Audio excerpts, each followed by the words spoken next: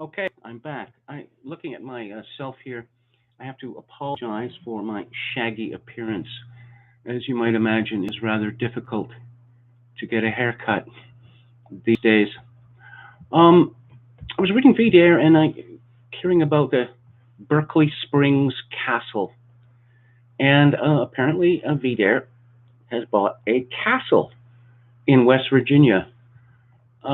I don't know. Owning a castle is one of those things I thought would be a great thing to have done in one's life. Peter Brimelow writes, SPLC Law Center thug Michael Hayden just emailed us about the VDR Foundation's recent purchase of Berkeley Castle in West Virginia. Mike Hayden from SPLC here. I wanted to give you an opportunity to comment on a story I'm writing for Hate Watch. A group of residents from Berkeley Springs reached out to me with concerns about the castle you purchased, speaking critically of your organization. Many were concerned about the deleterious impact it will have on tourism, which is an important part of the local economy. This was hardly a small number relative to the population of the town. Do you comment on how you intend to use the castle? I hope all is well otherwise. Thanks so much, Mike. What a friendly little note from one of the friendly people at the SPLC. How you intend to use the castle? What, is a redoubt? Or is some sort of war machine, perhaps? Is that the idea? Peter Brimelow replied, that's funny. A large group of residents, relative to the population of the town, spontaneously emailed to welcome us after local leftists started ululating. Of course, besides being beautiful, Morgan County voted 74% for Trump. And what we've long advocated on immigration is basically what Trump outlined in his August 15, 2015 position paper. So patriotism may not be as shocking to them as it is to you.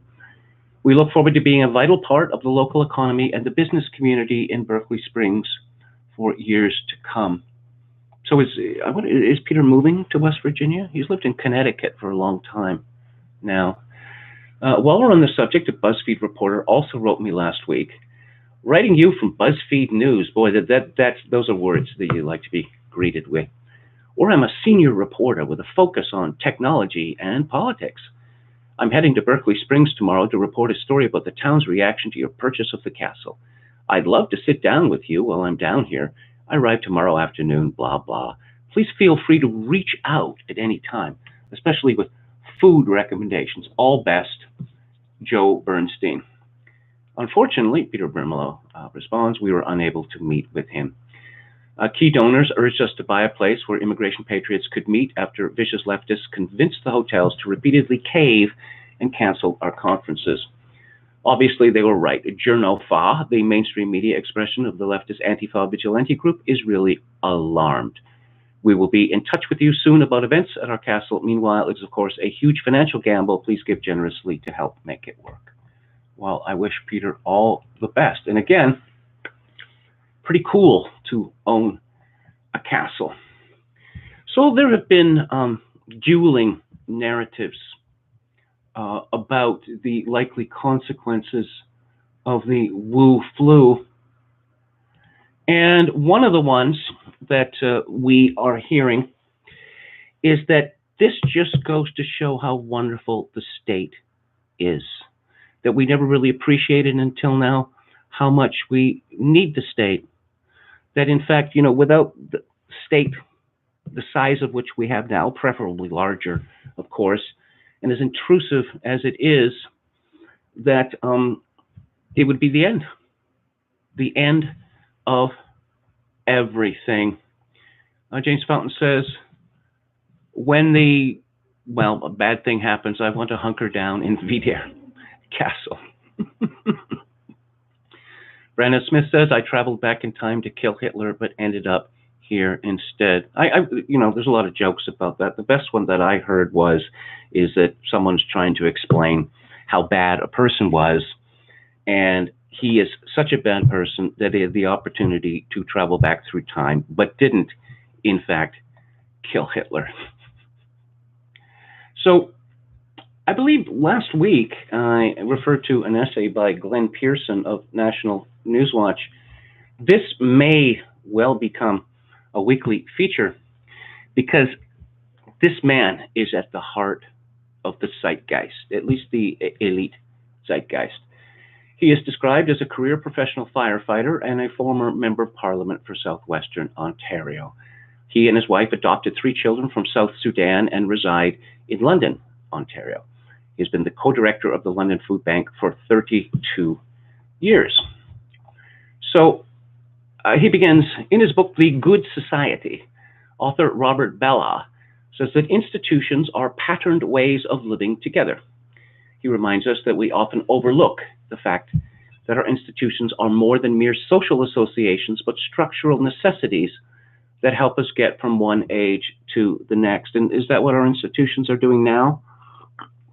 Because in a time when Easter has been canceled, apparently, or will be canceled, it doesn't look like our institutions are particularly interested in guiding us from the age that we live in now to whatever the hell is coming up after that. It's been in vogue in recent years to denigrate our Canadian institutions, charging them with patriarchal practices, oh dear, and of responding in glacial terms towards change. In a globalized world, many have come to see them as archaic. There's truth in such claims, but at moments like this, we're seeing not just that they are essential, but are powerful means for keeping our collective heads together. We are losing our collective heads. That's what's going on right now. But no, the elite tells us it's exactly the opposite. This past week, I had communications with people in Africa, America, and Britain, and without exception, each expressed a kind of longing, a tolerated envy for how Canada has responded to the corona pandemic. Now, I'm not going to call Mr. Pearson a liar, but I have noticed that members of the Canadian elite often like to go on about how, I don't know, peasants in Tanzania like nothing better than to, sit around the dinner table and talk about what a wonderful place Canada is. This is what people are talking. Yes, that Justin Trudeau, he's doing a bang-up job, a hell of a job. This is the kind of things that experts are saying around the world, perhaps. Such observations weren't solicited, but arose out of historic sense that this country has a certain panache for finding balance in adversity. Really? That may have been true in World War I and World War II. I don't think that it's true now. 50 years ago, during the so-called October crisis, this country was placed under martial law, all of it, because 2 people in Quebec were kidnapped. That doesn't seem like finding balance in adversity. The Trudeau government has received deserved plaudits for a measured response to what was clearly an out-of-control virus. Yes, it is so out of control that Quebec, was it yesterday, had its first death. Yeah, 1 death in Quebec. That's how exactly out of control the virus is in Canada. But it's also been observed how Canada's premiers, mayors, and regional leaders were restrained from making their typical partisan and political attacks that could have undermined the national response. And it's become clear that Trudeau in the cottage has proved far more adept than Trump in the White House or Boris Johnson on the stump. Well, Trudeau has promised $82 billion in stimulus spending. Canada doesn't have $82 billion laying around with which to do this. When the actuals for this affair come through, we're going to be broke. And it's an interesting question, who's going to loan us this? And since Canada does not have the petrodollar, it's not in a position to, print money like the United States is. Let's see. He accomplished, that is to say, the Right Honorable Justin Trudeau, by referring relentlessly to the experts. You see, trust the experts. The experts will never steer you wrong. Have they ever been wrong about anything in the past? Health professionals, scientific voices, and ministry personnel. Ministry? Oh, I assume he's talking about government departments. I thought he was referring to ministers of the cloth, whose advice to us is sauve qui peut. Save yourself if you can. It wasn't a political ploy for the most part, but a legitimate referral to those whom Canadians trusted more than the politicians. It is that approach that earned the Washington Post headline. Even with Trudeau in isolation, Canada is responding well to the coronavirus. That is the seal of approval, the imprimis, if you will, laudatory words from the Washington Post. All the leadership in the world would prove inept, however, if a country's institutions weren't up to the task. Canadians frequently complain of the lack of institutional capacity throughout the land, but there's little of that at the moment, as the nation pulls in behind the call to be united to fend off an enemy that we were hardly expecting. Citizens help to build, support, and utilize these institutions and are helped in return, especially as the needs of individuals is not great enough to change any outcomes. It is through our schools, which have been closed down, hospitals, arts, houses of faith, again, closed down, media, governments, and other institutions that we actually summoned from our individual pursuits to consider broader issues like security, economics, family, culture, and democracy. Pearson was complaining last week that democracy is threatened because voters don't like globalism anymore. We can't hope to survive if we don't comprehend the implications of our individual actions, actions refined and developed by our social institutions. A believer in subsidiarity. Is he? It is through these larger organizations that we collectively become a force in society. But what do we make of institutional failure on issues like poverty, lack of housing, employment insecurity, poor progress in Indigenous essentials, territorial divisions, or a global corporate structure that destabilize shared wealth? That answer is easy. We blame them, finding fault in their lack of effectiveness. Problematic. The problem with this ease of judgment is that as Canadians themselves who voted repeatedly to undermine those institutions that were once part and parcel of our identity, we are doing it even now. We trust the experts on this last pandemic because our lives are literally at stake, but refuse to act on what climate scientists almost universally tell us about a natural order in decline. No, they're not actually saying that. Now, Greta Thunberg says that we have 11 years, apparently, before this planet is turned into Venus and the seas are boiling. I don't really think that anyone believes that, but it is curious to me that the program of the Deep Greens in response to the alleged climate crisis was essentially what we have got now: the destruction of the world economy. Coincidence? Perhaps not. To admit to the claims of environmental silence would mean a radical changing of our material and cultural practices. Oh, you mean just like that? What's happened now, where we're all afraid to look at each other or to come into any kind of contact?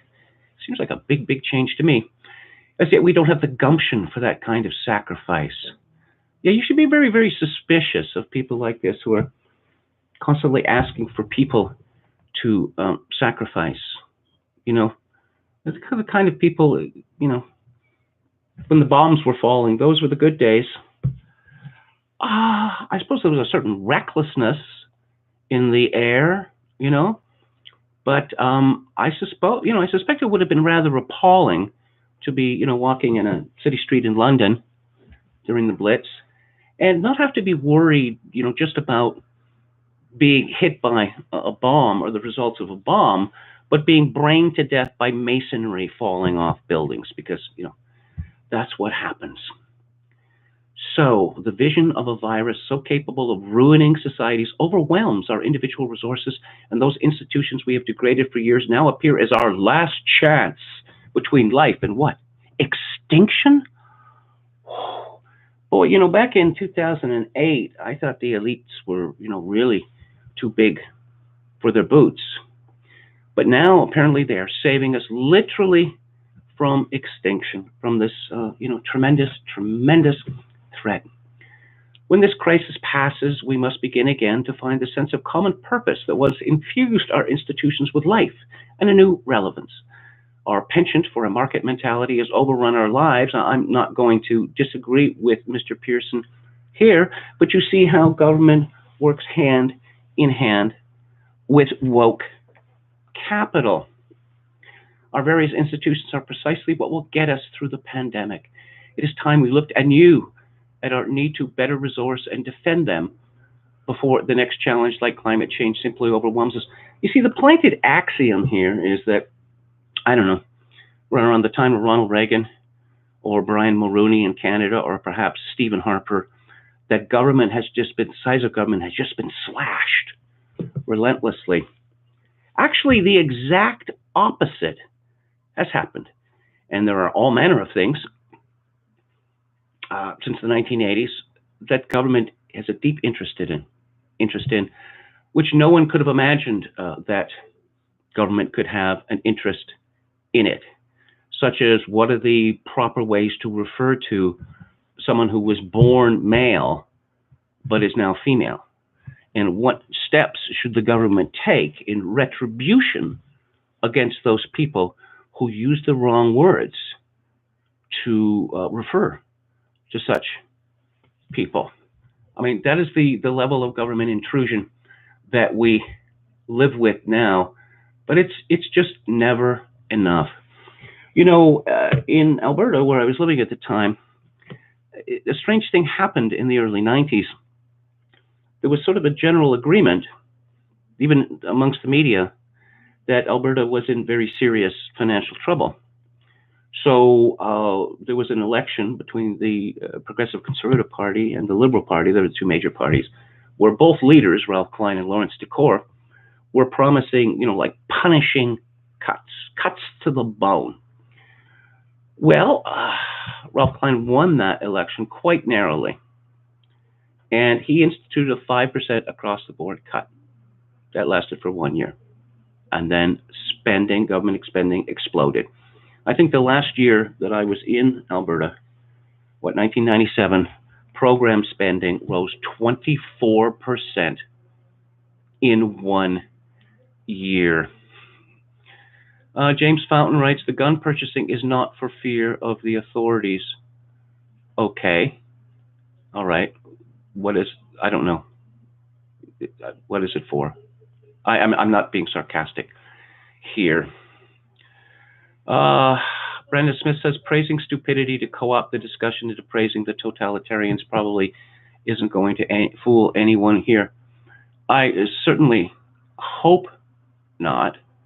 Isn't Richard Spencer praising the Chinese at this time? You should ask yourself the question, why is Russia hated and China, well, tolerated, and sometimes more than tolerated? Does this suggest to you, perhaps, that influential people have been suborned by the PRC? Because that is certainly what it suggests to me. Now, on the topic of free speech, I wanted to talk about an amusing piece written for the New York Times by a young woman called Amanda Hess, whose name I've seen mentioned quite a few times. I've seen her in Steve Saylor's blog, but elsewhere. And wow, you know, if you look at pictures, you know, look up Amanda Hess in an image search, and you will find that she looks radically different in almost every picture taken of her. And why not choose a look and stay with it? Or, you know, maybe after 5 years, 10 years, or whatever, after one passes from youth to middle age or middle age to old age, you know, pick a look. But no. And of course, Amanda Hess is one of the experts who we need to repose more trust in. She's a graduate of George Washington University in Washington, D.C. She was an internet columnist for Slate magazine, an editor for Good magazine, and a nightlife and arts columnist for the Washington City paper. She was named one of the 3 inaugural David Carr Fellowship recipients of the New York Times in 2016. Hess began in 2017 a self-branded video series for the New York Times about internet culture called Interneting with Amanda Hess. She's a critic at large for the New York Times and a contributor to the New York Times Magazine. She wrote an essay for Pacific Standard, Why Women Aren't Welcome on the Internet, which detailed her experience and that of other women as victims of misogynistic online harassment. Hess won the Sidney Hillman Foundation's Sidney Award for this essay. It also won the 2015 American Society of Magazine Editors Public Interest Award. The amusingly named Connor Friedersdorf wrote in The Atlantic that Hess's article was persuasive in arguing that the online threats of violence are pervasive and have broad implications in a digital society. Being a critic at large means that essentially you can write about anything you want. And so Amanda Hess has decided to write about The Wing. The Wing is a women's utopia. The social club's employees have a story, however, to tell you about the company that sold the world Instagram-ready feminism. There's a phrase that makes me a reach for my revolver. Instagram-ready feminism. The idea was born in a Starbucks bathroom. Audrey Gelman, then a 28-year-old PR savant, or spiv, and New York personality, was tired of dashing between meetings in New York and Washington, charging her phone in hotel lobbies, and freshening up in the public restrooms of fast casual chains. She envisioned the kind of feminine pit stop she would call Refresh, a private club where women could blow their hair out and check their email in comfort and peace. It is pitched as a social experiment, what the world would look like if it were designed by and for women, or at least millennial women with meaningful employment. Meaningful employment, and a cultivated Instagram aesthetic. I see. If you wanted to cause total panic, total psychic collapse amongst women, shut down Instagram. We may be heading there. The Wing looks beautiful and expensive with curvy pink interiors that recall the womb. The thermostat hovers around 72 degrees to satisfy women's higher temperature needs. A color-coded library features books by female authors only. There are well-appointed pump rooms, as well as private phone booths named after Lisa Simpson, Anita Hill, and Lady Macbeth. There is an in-house cafe, The Perch, serving wine sourced from female vintners. But the Wing's real draw is the women who gather within. Wing members, there are now about 12,000, call themselves Wing women or sistren or winglets. I'm reminded of when women were fighting to get into men-only clubs. And one of the lines I heard was that they were being discriminated against. Their careers were being hurt because they were not allowed to join these clubs. And because there's so much networking going on. But the old boys club didn't want girls to join. Well, women got admitted to these clubs, and then I guess the men started leaving. Because the truth about these clubs is that men went there to get away from business.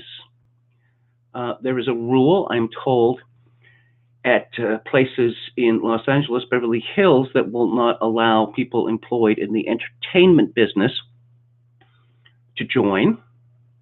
I recall Ben Stein commenting that this was anti-Semitic, but it's my understanding that the real reason for this is these people just want to play golf in peace.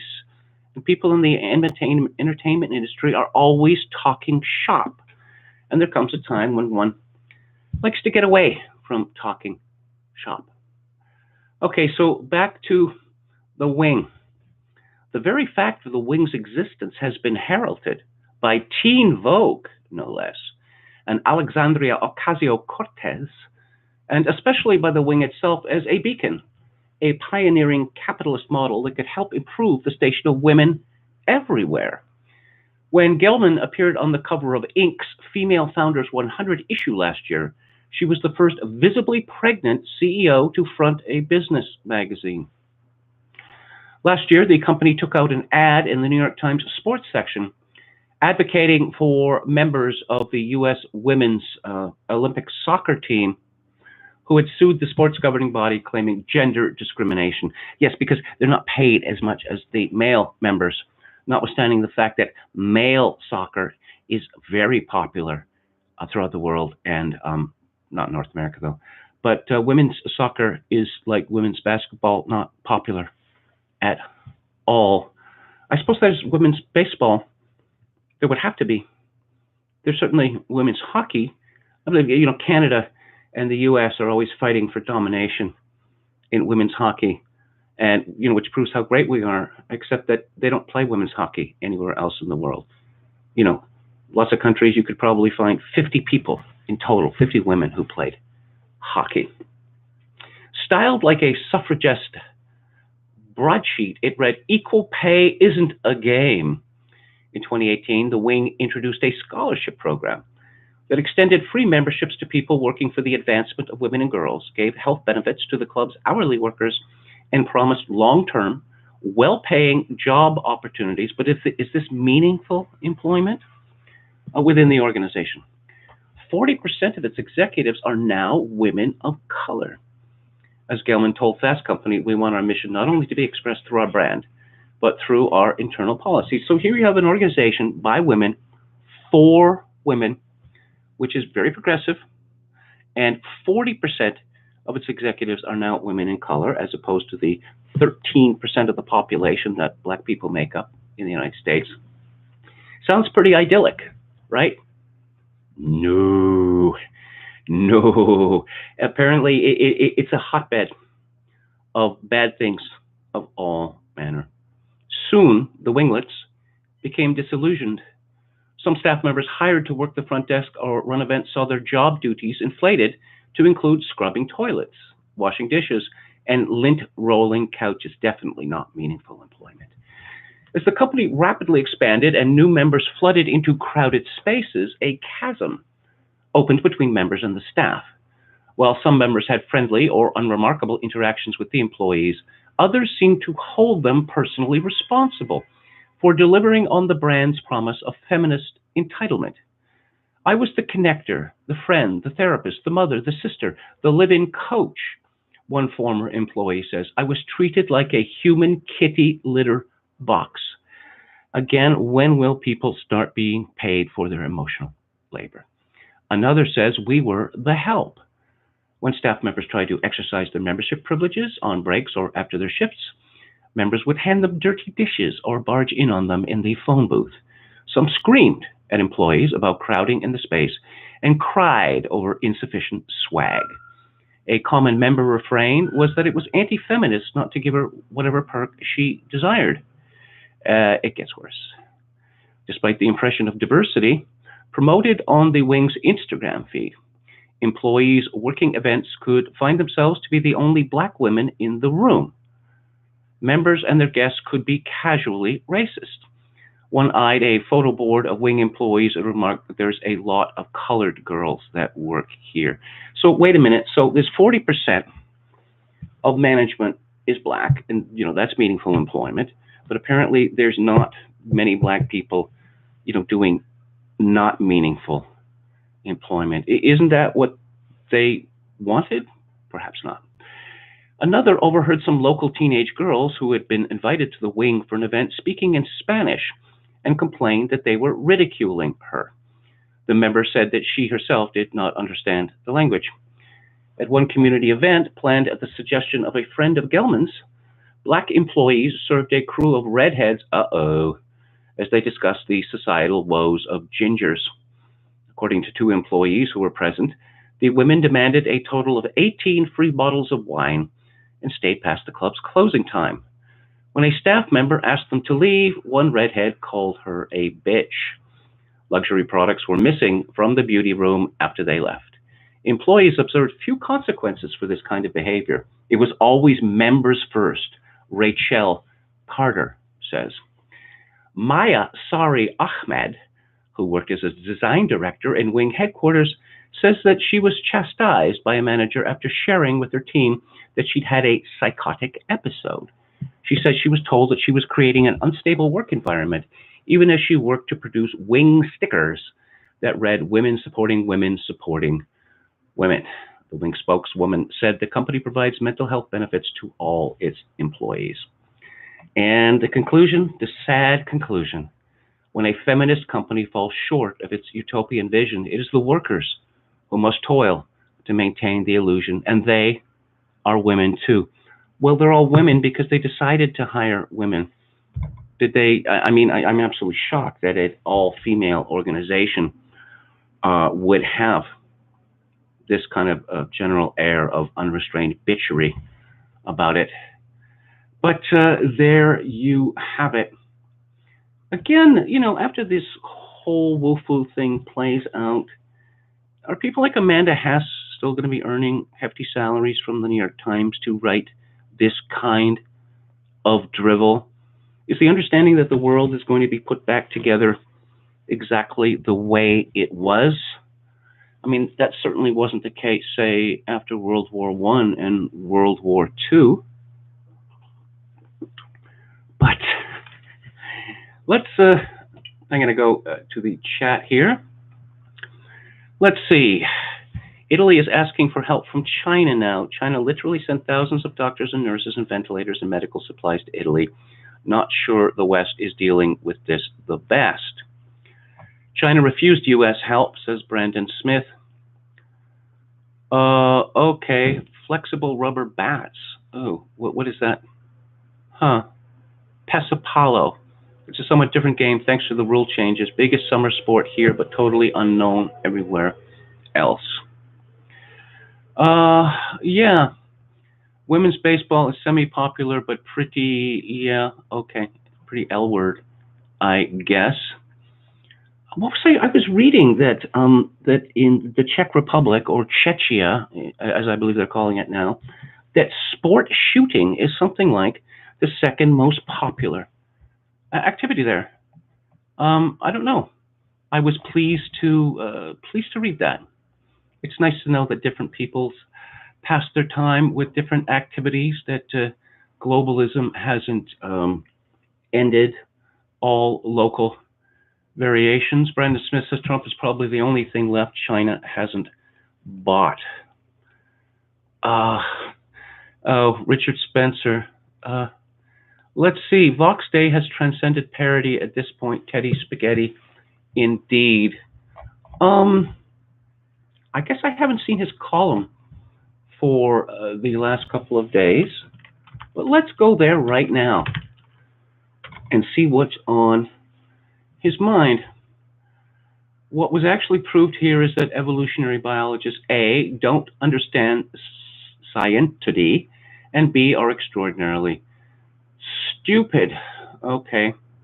Oh, and yes, QAnon. I'll be talking about QAnon shortly. So that's the latest from Theodore. But okay, so Marvel Comics are getting woke. Well, I mean, they're already woke, but they're getting woker. This is a story from Marvel.com, straight from the source. Introducing the new Warriors. The classic team reunites to mentor a new generation of heroes. I used to read comic books when I was a boy, and I stopped reading them when I was around 12 years old. I wonder why adult males read comic books now. I remember in one of Paul Theroux's travel books, I guess it was the one where he traveled from Boston to Tierra del Fuego, that he saw a grown man, or at least a quite old adolescent, reading a comic book, and he could hardly restrain his fury. But comic books are a vital part of our culture now, or so I'm told. When Kamala's Law goes into effect, what? In the highly anticipated one-shot Outlawed, superheroics will be left to the adults and underage heroes will be banned. unless they have official government-assigned mentors. That's where the new warriors come in. Former teen vigilantes Night Thrasher, Firestall, Rage, Speedball, Namorita, and Silhouette step up to impart their wisdom to a batch of promising young kids, teaching them the ins and outs of surviving as a hero in the Marvel Universe. But will they be able to bridge the generation gap? Okay, and there's a picture of 4 creatures here. The redhead is pretty hot looking, but she has huge glasses for some reason. And 2 of the creatures, as to their species or sex, I couldn't possibly guess. The group of all new characters were created by Emmy-nominated writer Daniel Kibblesmith, formerly with The Late Show with Stephen Colbert, or perhaps he still is, and rising superstar artist Luciano Vecchio of Ironheart. And there's a trailer for the New Warriors. So, and we are introduced to a new warrior superhero called Screen Time. And he's dressed in black and gray. And he wears glasses like that Data fellow from Star Trek, whatever. He's a meme-obsessed super teen whose brain became connected to the internet after becoming exposed to his grandfather's experimental internet gas. Now he can see augmented reality and real-time maps and can instantly Google any fact. Isn't that what we were promised when those that we were all going to be wearing Google glasses? That never really took off, did it? Does this make him effectively a genius? He sure acts like it does. I wanted to have teen characters who felt as now as the New Warriors did in 1990, explains Kibblesmith. The New Warriors have been zeitgeist characters from the beginning. You get edgy, skateboarding Night Thrasher in the 90s and the reality TV team in the 2000s. And now in 2020, we have New Warriors who have never grown up without the internet, and one character who appears to essentially live inside it. The word screen time is only ever used in a sort of restrictive sense. And because we're doing a story about teenage rebels, a lot of the names are about teens fighting against labels that are put on them. So with screen time, we like the idea that he has infinite screen time. And okay, if this were not from Marvel, I would have said this is a pretty clever parody. We are then introduced to 2 new warriors, 2 superheroes. They are called Snowflake and Safe Space. Now, I'm assuming that one of them is female and one of them is male. They appear to be identical, except that one is slightly taller than the other. One has pale blue hair, and the other has pink hair. Oh, and sideburns. Oh, could be a cis male, I guess. They're psychic twins. All twins are psychic, but we're psychic-er. Snowflake, a cryokinetic, can materialize snowflake-shaped shuriken projectiles for throwing. Safe Space can materialize pink force fields, but he can't inhabit them himself. The reflex only works if he's protecting others. They're hyper-aware of modern culture and optics, and they see their superheroics as a post-ironic meditation on using violence to combat bullying. They're probably streaming this.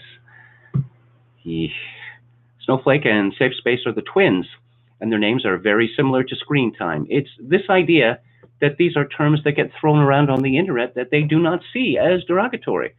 They take those words and kind of wear them as badges of honor. Safe Space is a big, burly, sort of stereotypical jock. That's a rather derogatory name, too, isn't it? He can create force fields, but he can only trigger them if he's protecting something else. Snowflake is non-binary. Okay, I was waiting. We get that. You got to get that out there. Okay. Snowflake is non-binary and goes by they, them, and has the power to generate individual... I'm not going to repeat that again. The connotations of the word snowflake in our culture right now are something fragile. And this is a character who is turning it into something sharp. Snowflake is the person who has the most offensive power, and Safe Space is the person who has the most defensive power. The idea that they would mirror each other and complement each other. And there's some sort of a vampire creature here, again, of indistinct sexuality, called B negative. Oh, it's a reference to blood, I guess.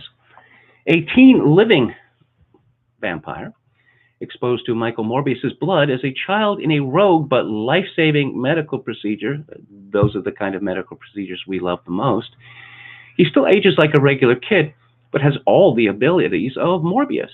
He's also obsessed with all the music and attitude of a classic, long past decades, like the 90s and the OOs. Does anyone refer to the OOs as a classic music decade? I suppose. The world is a vampire, and so am I. B negative is the goth kid. When he was a baby, he got a rogue life-saving blood transfusion. Yeah, okay. B negative ages like a regular person, or does he? And he definitely drinks blood, or does he? But designer artist Luciano Vecchio took brilliant inspiration from the 90s Spider-Man cartoon and gave B negative the leech suckers that the animated version of Morbius had on his palms. And then we are introduced to someone called Trailblazer, whose superpower appears to be having an enormous ass. A regular kid scooped up into the world of teenage superheroing. Her magic backpack is actually a pocket dimension with seemingly infinite space from which she can pull out useful or random objects. It's not always under her control. She claims to get her power from God, but not the God that you're thinking of course not. She's a group home and foster kid who is volunteering at a senior center when this mysterious threat shows up, and Night Thrasher runs to the rescue. And because the scribe ads, they actually use that word unironically, scribe. And because she helps them, she ends up in the crosshairs of this new outlawed law. Trailblazer wants to help people, but she doesn't think of herself as a superhero yet. Kibblesmith concludes, the Marvel Universe is a reflection of our own, and when a new law gets put into place, it affects people in unforeseen ways. Watch the video above for the full breakdown, and then get to know the new kids on the block when New Warriors #1 hits stands on April 15th. I don't know, that may be subject to change, as they say. So now you're all caught up on the Marvel Comics word. Okay. Yes, the writer that came up with this concept also writes for Colbert. MCT, isn't it good to be away from the madding crowd? Brandon Smith says, not doing the dance of the dumb dicks anymore at work is the only good part. Could you make comic book news a recurring segment? I don't know. See, the problem is, you know, I find difficulty in concluding whether this stuff is actually real or not. Now, so people are reclaiming or claiming the terms safe space and snowflake. Safe space, it's a controversial word. A couple of years ago on my old podcast, I interviewed a brave young TERF. She didn't use her real name, but I suppose she could have been easily identified, who was talking about the concept of safe space and what it originally meant. It meant a place where, you know, women would be with other women. So men wouldn't be, you know, around making them anxious or unsafe or the like, or, you know, trying to pick them up or mansplain or whatever. But at the University of Victoria, where this woman, I suppose, had been a feminist leader, the local feminists were taken over by MTF trans people, with the result that the safe space didn't exist. And as you've probably seen from pictures or videos, a lot of these MTF of the feminist anti-TERF kind are rather large, physically large, loud, and imposing. This woman that I interviewed, she seemed like a sweet young woman.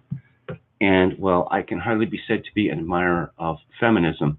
I actually, you know, felt her plight. Let's see, Brandon Smith says, pandemic peak estimated at 4 months and lasting around 13 months, according to leaked NHS document. MCT, as a woman, I find being around a lot of other women very tiring and vexing. Um, I suppose, that there's the social sickness staddling, the women trying to one up each other. And, men have their faults, but you don't really see this very often. I'll give you an example. If you had, for like four men in a pub, say, and one of them had bought a new Hyundai, and, he was happy with his purchase, and he talked about the various extras that he had, one wouldn't expect one of the other men around the table to say, well, actually, I drive an Audi. Because all the other men there would think, what a dink. That's not the way that we carry on. But I mean, the New York Times story that by Amanda Hess was quite revealing, that there just seemed to be an endless search for things that were wrong with this organization. And that, I'm going to stand out by saying that it's really, really crummy. YT, no KMG, men have no faults, women only have faults. Well, one tries to stay balanced. I do adhere to what Kingsley Amis once described as male, trade union principles, solidarity. But, I can be persuaded. Speaking of Kingsley Amis, we are going to be discussing his excellent book, The James Bond Dossier, on the book club on Friday. And tomorrow we are going to be talking about the only appearance of George Lazenby as James Bond in 1969 on Her Majesty's Secret Service, which has some of the best stunt scenes that I've ever seen in a movie. And why are they the best stunt scenes? Because they look dangerous, but they also look like things that could happen in real life. One of the later Bond films showed a man jumping out of an airplane and then landing in another airplane, which I don't think is possible under the laws of physics, but in any event, it was preposterous. The level of threat has to be realistic for this to work, and it's very well done on Her Majesty's Secret Service. A fight with, a bunch of skiers with submachine guns, that is pretty exciting, or so it seems to me. Now, on to QAnon and the bonfire of the celebrities. Oh, okay. Before we get into that, we have some breaking news about Robert Maxwell's daughter, Ghislaine. Victim's fury. As Epstein's procurer, Ghislaine Maxwell stakes legal claim to his $636 million estate, saying he promised to pay her legal bills and admitting she had a special relationship with the dead pedophile. The 58-year-old British socialite, who has been in hiding for months, made the claim on Friday, 5 days before Wednesday's deadline for such a claim. She filed paperwork in the U.S. Virgin Islands.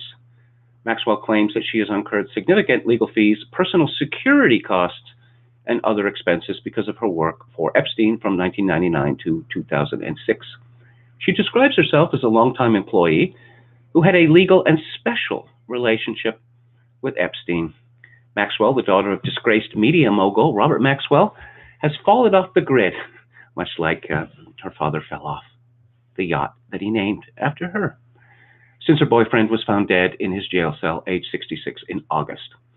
Daily Mail reported last August she was living with her boyfriend, tech CEO Scott Borgenson, in a $3 million mansion in Manchester by the Sea, Massachusetts. I believe Manchester by the Sea, Massachusetts, is the town that was used for filming David Mamet's estate in Maine. A very handsome place, or so it seemed to me. But to go back, let's talk about Oprah. Media mogul Oprah Winfrey was a trending topic on Tuesday night, according to the Daily Mail, and I did see it, as a conspiracy theory stemming from QAnon went viral, but Winfrey herself debunked it. Numerous bogus reports claimed that Winfrey's home in Boca Raton, Florida, was raided and that she was under arrest on sex trafficking charges. After being a top trending topic for several hours, the 66-year-old Winfrey was informed that she was trending and made it clear the rumors were not true. Just got a phone call that my name is trending and being trolled for some awful fake thing. It's not true. Haven't been raided or arrested, just sanitizing and self-distancing with the rest of the world. Stay safe, everybody, she concluded from her verified Twitter account. Among the fake reports about Winfrey's that her home in Boca Raton, doesn't that mean Rat Bay? Was seized and evacuated to reveal underground tunnels she supposedly used for sex trafficking, which is not true. There were also reports of raids on her house and that she was just one of many celebrities arrested, including Tom Hanks, whose coronavirus infection was supposedly a cover for his arrest. The next supposed celebrity arrests for pedophilia are Celine Dion, Madonna, Charles Barkley, and Kevin Spacey, who will all claim to have the coronavirus. The claims get even more salacious, with Harvey Weinstein supposedly getting a lighter sentence for providing testimonies against Hollywood heavyweights like Quentin Tarantino, John Travolta, Steven Spielberg, Charlie Sheen, and politicians such as Bill Clinton and Joe Biden. Andy Lassner, who works for Ellen DeGeneres, one of the celebs named in the debunked report, commented on the rumors about Oprah. The staggering amount of people believing a 100% fake story about Oprah doesn't make me feel good about the chances of society continuing, Lassner said. I suppose some people have different criteria than others. NBC News journalist Ben Collins added, "Welp, Oprah is the top trend in the United States because QAnon people completely made up that she was arrested as part of their fictitious baby eating ring." Collins added, "Will these people look inward and think during a world-altering pandemic, I'm spending my time randomly accusing celebrities of pedophilia because it's providing me a sadistic sense of order in a time of chaos? LOL, no." There were other claims of body cam footage from this supposed raid that leaked. New York Times reporter Asted, A-S-T-E-A-D, I've never seen that before, Herndon joked, "Y'all made Oprah tweet after midnight. You should be ashamed of yourselves." So, yeah, this is what the media is all about now. Somebody tweets something, and then there's a bunch of tweets in reaction to the tweet. I mean, you wouldn't need very many people to do that, would you? I mean, one would think that bots could do that. Now, I'm sure that Oprah and the rest of the celebrities named are completely innocent of these charges against them, but one has to ask the question why so many people believe this, that the celebrities are depraved people involved in depraved practices. Well, here's a story that appeared in September of last year from Business Insider. Jeff Bezos, Elon Musk, Sergey Brin, and Marissa Mayer reportedly attended an elite private dinner with Jeffrey Epstein just 2 years after he served a prison sentence for soliciting sex from a 14-year-old girl. In 2011, an elite dinner party was held during the TED conference in Long Beach, California. Let's see. Of course, Jeff Bezos is CEO of Amazon. Brin is the co-founder of Google. Marissa Mayer, CEO of Yahoo. How's that doing these days? Does Yahoo still exist? She's another one of these female executives who's, she smashed through the glass ceiling, and then very bad things happen at her company, and then we don't hear about them anymore. The event, known informally as the Billionaires' Dinner, was also attended by the financier and registered sex offender Jeffrey Epstein, according to a new report by BuzzFeed News.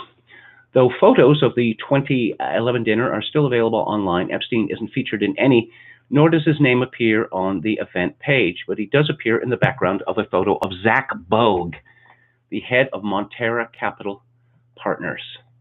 The dinner is held annually by the New York literary agent John Brockman and his Edge group. Brockman describes his group as representative of the third culture, which consists of those scientists and other thinkers in the empirical world who, through their work and expository writing, are taking the place of the traditional intellectual in rendering visible the deeper meanings of our lives, redefining who and what we are. My word. So, Harvey Weinstein was he sentenced to 23 years in prison? Something like that? I'm rather dubious about this whole business because evidentiary standards in these matters have collapsed. There are no evidentiary standards anymore. But you will recall that we have all these people crowing about his conviction and his sentencing. But do people still remember that Harvey Weinstein was very pally with Oprah Winfrey? There's a notorious picture of him and Oprah and a terrified young woman who appears to is being offered to Weinstein, that Meryl Streep called Harvey Weinstein God. Yeah, that one. And of course, we're supposed to believe that the people in Hollywood, they don't like to gossip. They don't like sharing salacious stories about the people in the entertainment industry or people connected to the entertainment industry. Is that what we're supposed to believe? So nobody knew what Harvey Weinstein was like? Because, you know, after his arrest, all of these female actors started telling stories about Harvey Weinstein. Molly Ringberg said that when Weinstein and his brother were just getting started in the producing business, that Weinstein, he produced a movie that she was in, and that he offered to mentor her, saying this would be very good for her career, and that she turned down his offer. So, you know, Molly Ringwald knew what he was like. A whole bunch of women knew what he was like. Why didn't they warn each other about this? Well, I think we can guess the reasons why. Now, okay, we've talked a lot about the coronavirus, but I know that there is a question that you're all asking yourself. What does Amy Schumer think about this? No, I'm joking, but she is showing off her baby boy on Miley Cyrus's Instagram live show as her husband hilariously pokes fun at himself by calling himself the sperm donor. Can you imagine a grown-up man saying that in public about himself? Now, on the subject of God, Tom Hanks' sister breaks her silence on the star's coronavirus diagnosis, saying he's not great, but okay. He's an actor, not a god. But I suppose the question that everyone is really asking, and people are saying, come on, hurry up. Come on, you know what we want. What about Prince Harry and Meghan Mertz? What is their reaction to this crisis? Well, Prince Harry and Meghan Mertz have branded the efforts to tackle the coronavirus epidemic as true a testament there is to the human spirit.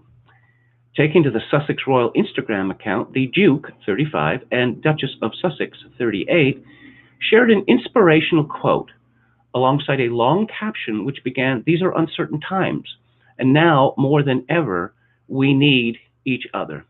We need each other for truth, for support, and to feel less alone during a time that can honestly feel quite scary."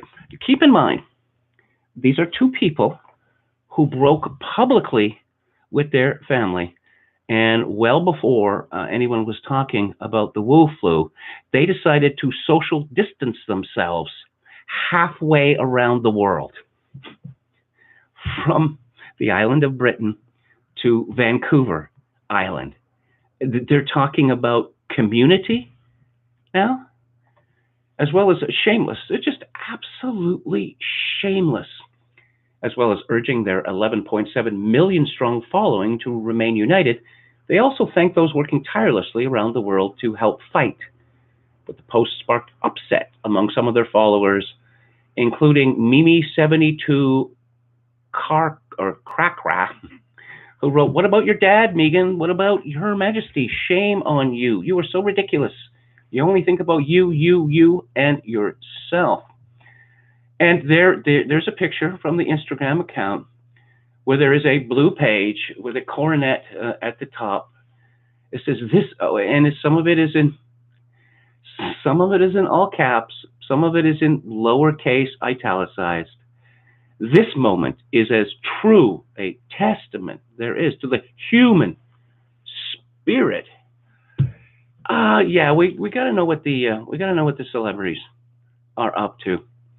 And Paris Hilton posts pinup images where she models a leotard with kinky boots, in her Beverly Hills mansion as she makes the most of self-isolation.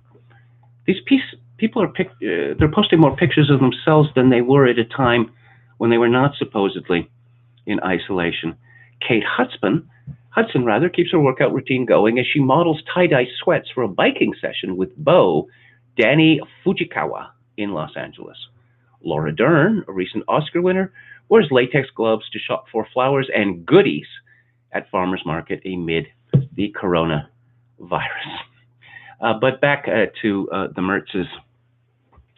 It comes as a close friend, exclusively told DailyMail.com. Meghan and Harry are self-isolating in Canada, and Meghan confides in friends that Harry feels helpless and concerned about the Queen and his father catching coronavirus. Yeah, you feel so concerned, again, as I said, that you publicly broke with them in public, insulted them, and then moved halfway around the world away from them. The Royal Post quickly racked up over 23,000 likes, with many thanking the royal couple for their supportive words. In the Post, the couple went on to say that there are many around the world who are in need of support, who are working to respond to this crisis behind the scenes, on the front line, or at home. They wrote, "Our willingness as a people to step up in the face of what we all are experiencing with COVID-19 is awe-inspiring." Yeah, I suppose so. We often speak of compassion. What kind of sentence is that? All of our lives are in some way affected by this, uniting each of us globally. Yeah, when we're not tearing each other's eyes out over hoarded masks. The Duke and Duchess also revealed that over the coming weeks they will be posting inspiring stories surrounding coronavirus, in addition to accurate information and facts that we should be aware of. They concluded, "We are all in this together, and as a global community, we can support each other through this process and build a digital neighborhood that feels safe for every one of us." Okay, all right. So if you were the kind of person who is constantly posting pictures of yourself on social media to your audience of millions of people, or let's put it this way, if you were the kind of person who went on national TV and you are wearing a flesh-colored bikini and your tongue is sticking out of the side of your mouth, and you've turned your hair into like devil's horns, and you are simulating masturbation with an enormous fake hand, and you are being dry humped by Robin Thicke, does this seem like a shy person to you? Does this seem like the kind of person who would be ashamed of her body or appearing near naked in public? Well, prepare to have your assumptions blown out of the water. Miley Cyrus has candidly revealed she refused to wear a bikini or shorts for 2 or 3 years after she was left feeling insecure by trolls following a performance. The singer, 27, said that critics compared her to a turkey after she performed wearing latex underwear at the MTV Video Music Awards in 2013. At the time, Miley's image was carefree and unapologetic, So she said her decision to stop wearing scanty clothing made her feel like a fraud to her fan base. Miley opened up about her body struggles during a live stream with Demi Lovato called Bright Minded, which aims to bring fans light amid the coronavirus pandemic. You see this celebrities, they're the finest people in the world. They never think about themselves. It's always about giving to others, strangers, the whole world. Miley admitted, I basically went through 2 or 3 years where I wouldn't wear shorts. I stopped wearing skirts on stage, all this shit, because after the VMAs and I had on my cute new bodysuit, everyone started comparing me to a turkey. I recall the incident. You know, you probably do too. It was quite controversial. Many people found it shocking or disgusting. I don't recall this word turkey being used. The Wrecking Ball hitmaker added, I was like just so skinny and pasty, and they kept putting me next to this turkey. And I was feeling so bad about myself that I did not wear a bikini for like 2 years. This is the saddest story I have ever heard in my life. Miley confessed that the cruel jibes really affected her personal life following her performance alongside Robin Thicke. If you scroll up, you can see exactly what went on during this performance. Discussing the memes that were created next to, again, they keep saying turkey. I wonder if the Daily Mail is doing this on purpose. Miley Cyrus, to appeal to men, has been a mystery to me because she resembles a 12-year-old male to female transsexual. But of course, what we are told constitutes sexiness in a woman. It gets stranger with each passing year, and it gets younger with each passing year. She is just, yes, such a shy woman. And she has an album called Miley Cyrus and Her Dead Pets, I believe. Just let me check that. And pets is spelt with a Z because it's zany, right? You want to do that? The Wikipedia entry on this woman is thousands of pages. Okay, so yes, Pets. This album came out in 2015. Yeah, it came out in 2015.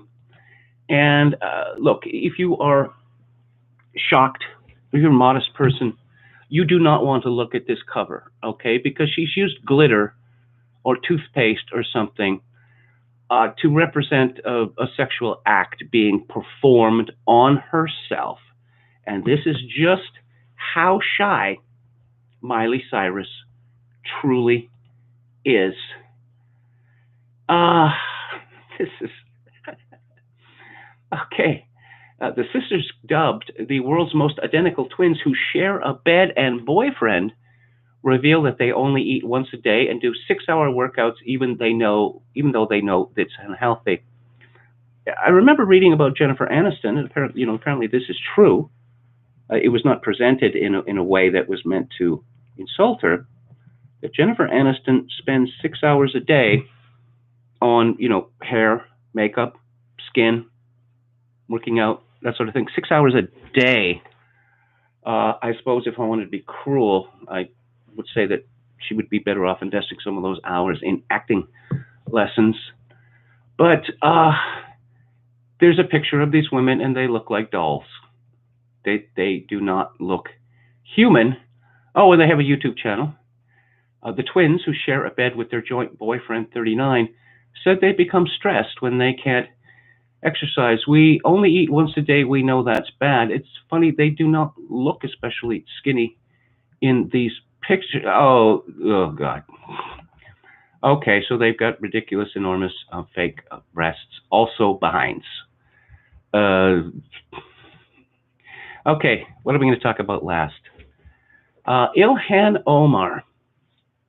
Now, if you had a prominent congresswoman who was being talked about as the leader of the Democratic Party, I mean, Nancy Pelosi, she's the official leader, right? She's Speaker of the House of Representatives, but the kids are looking for inspiration to Ilhan Omar and AOC and the like.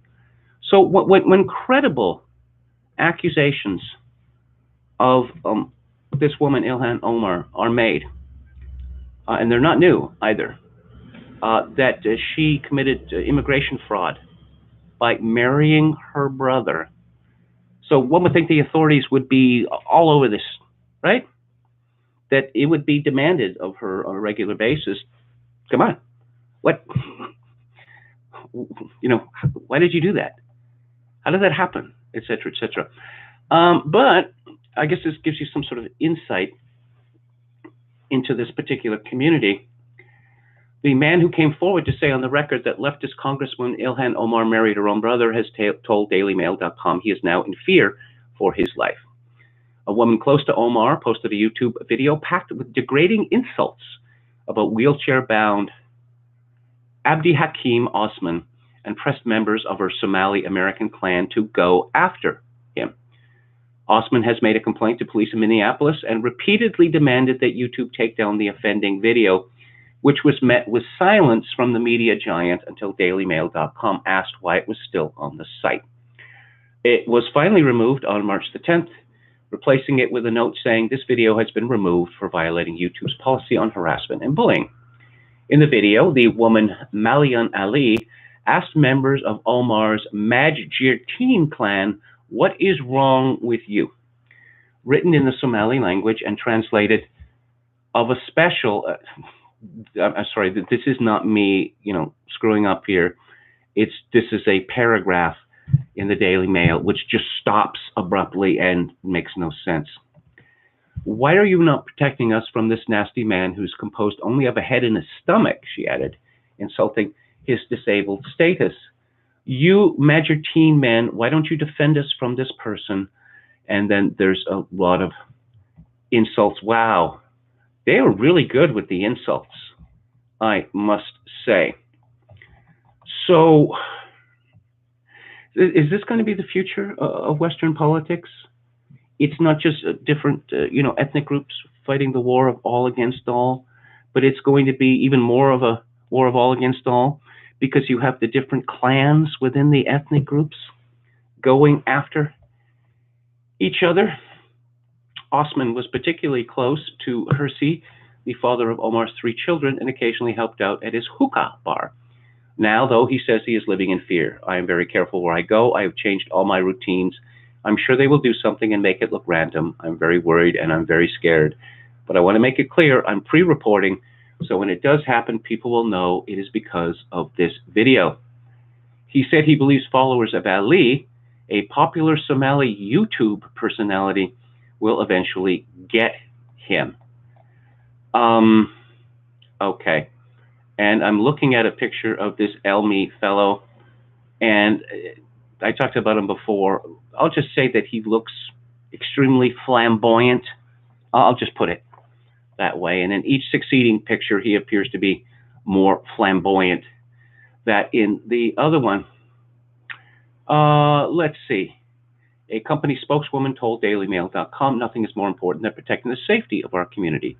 Despite the threats he has received, Osman said he does not regret his decision and come forward and tell what he says is the truth about 37-year-old Omar. I decided to out her and to use my name, and I'm proud and happy that I did. Osman is a member of the Dul Bahante clan, many of whom resent the Majorteen for allegedly lording it over them for too long. The Majorteen think they're royalty," one Somali leader said.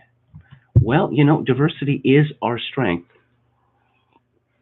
And clan warfare, I guess we had a shortage. Our society was, it was vanilla, it was boring. And, clan warfare is really going to spice it up. And there's a picture of a bunch of women with covered heads, and they are all saying nasty things about members of the other clan. Be hated for speaking the truth. And I cannot be silenced by Malian Ali. No, apparently not. Uh, okay. And how does Islam stand on the question of female adultery? I would have thought it would rather look down on it. I'm not an expert on these things, but that would be my guess. Of course, Ilhan Omar is now married. Her campaign manager, who she was having an affair with, who was cheating on his wife. Okay, I want to talk about what's upcoming on the show. I mentioned on Her Majesty's Secret Service on Friday, the week after that, Touch of Evil, which is directed by and stars Orson Welles. And Orson Welles got the job because the star of the movie, Charlton Heston, he campaigned. Charlton Heston, this is an interesting story about Charlton Heston. He was a great guy. That Sam Peckinpah, that Heston was in one of his movies, and the shooting was running too long, over budget. And so Charlton Heston said, you know what? I'll give up my salary if you let Sam finish the movie the way he wants to do it. Well, the studio took his salary, but they didn't let him. They didn't let Sam finish the movie he wanted to. On April the 2nd, we are going to be talking about Singles, which is a movie from 1992, which is a decade that actually, does have kind of cult about it. On April 9th, which is the day before, which is the Holy Week, it is Of Gods and Men by Xavier Beauvoir, which is about, it's about monks. It's a true story of monks during the savage Algerian Civil War, the second Algerian Civil War, I suppose you could say. And on April 16th, one of my favorite movies, a very, very mysterious movie, quite ingenious, from 2010, Matt Reeves directed Let Me In, which is a remake of a Swedish film, but I have to say that I much prefer the remake. The James Bond dossier on the Book Club Friday, March 27th, Stephen Kotkin's Stalin, Volume 2. April the 3rd, Pensées by Blaise Pascal. April the 10th, Edmund Campion by Evelyn Waugh.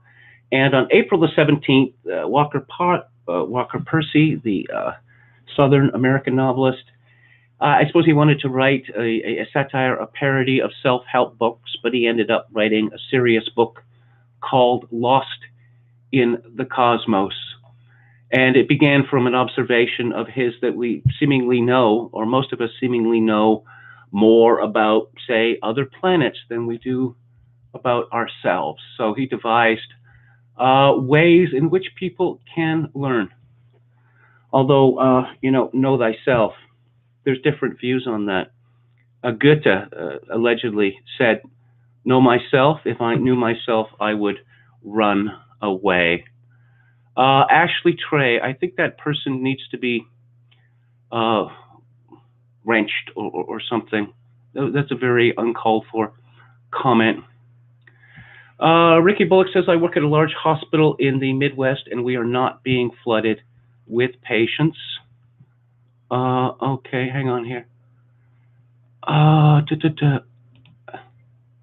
Okay, how about that? I removed it myself. I read hospital in 30 to 50 age bracket are flooding hospitals right now, although aren't able to receive care due to saturation of ICU capacity in northern Italy. True. Is that true? Okay. Still today, lockdown without any scientific data. A politician won't make exit polls with corona before it gets to the minimum statistical reliable data. Still today, 0.1% of the population have it. Okay, and on that cheery note, I'm going to wrap up the show. Thank you all for listening or watching. If you like the show or any part of it, I would appreciate it if you would click on the like button and subscribe to my YouTube channel. If you would like to donate to the show, my PayPal address is kevin_grace@hotmail.com. And once again, I will thank you so much for being my audience. And I will be back on the air tomorrow at 4 p.m. Pacific time and 7 p.m. Eastern time. Have a good night.